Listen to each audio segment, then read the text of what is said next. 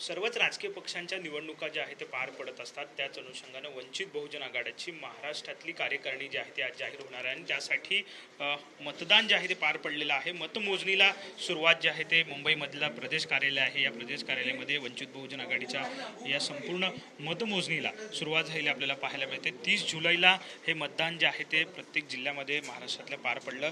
36 जिल्ह्यांच्या सगळ्या पेट्या ज्या आहेत या ठिकाणी आलेल्या आपल्याला पाहायला मिळतात. या एक एक पेटी जी आहे ती या ठिकाणी उघडली जाते आणि मतमोजणी जी आहे ती खऱ्या अर्थाने या ठिकाणी सुरुवात झालेली आपल्याला पाहायला मिळते. आपण जर पाहिलं तर वेगवेगळे गट्टे जे आहेत ते या ठिकाणी केले जात आहेत आणि मतमोजणी जी आहे ते दिवसभर या ठिकाणी पार पडणार आहे. यामध्ये आपण जर पाहिलं तर 25 उमेदवार जे आहेत ते कार्यकारिणी सदस्यासाठी उभे आहेत, तर अध्यक्षपदासाठी 3 उमेदवार जे आहेत ते असणार आहेत आणि यात संपूर्ण चुरस जी आहे ती या संपूर्ण निवडणुकीत कार्यकर्त्यांची पाहायला मिळाली.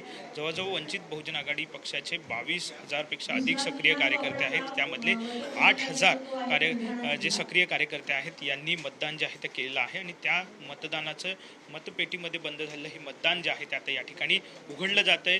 आपण जर पाहिलं तर यावेळी या संपूर्ण प्रदेश सदस्य कार्यकारिणीमध्ये सुजात आंबेडकर हे सुद्धा या निवडणुकीमध्ये च्या रिंगणात असलेले आपल्याला पाहायला मिळत आहेत. निवडणूक अधिकारी या ठिकाणी आहेत, त्यांच्याकडून ही सगळी प्रक्रिया जी आहे ती आपण जाणून घेणार आहोत. सर एक मिनिट. सर, कशा पद्धतीनं ही निवडणूक प्रक्रिया तुम्ही राबवताय?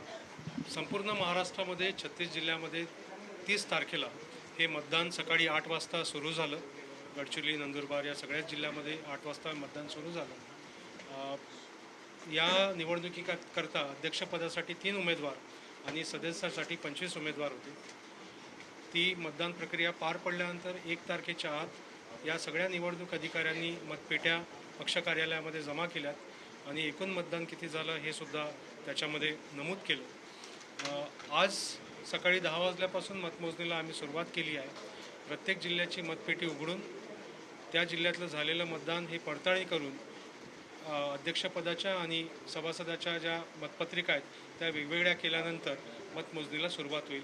आज साधारणतः 5:30 वाजेपर्यंत 5:30-6 वाजेपर्यंत ही प्रक्रिया पूर्ण होईल आणि नंतर निकाल घोषित करण्यात येईल. धन्यवाद. साहजिकच आहे, वंचित बहुजन आघाडीचा प्रदेशाचा अध्यक्ष जो आहे तो निवडला जाणार आहे आणि त्याची ही प्रक्रिया सध्या या ठिकाणी सुरू असलेली आपल्याला पाहायला मिळते. कॅमेरामन गणेश सोबत विनायक डावरून, ट्यून इन मराठी.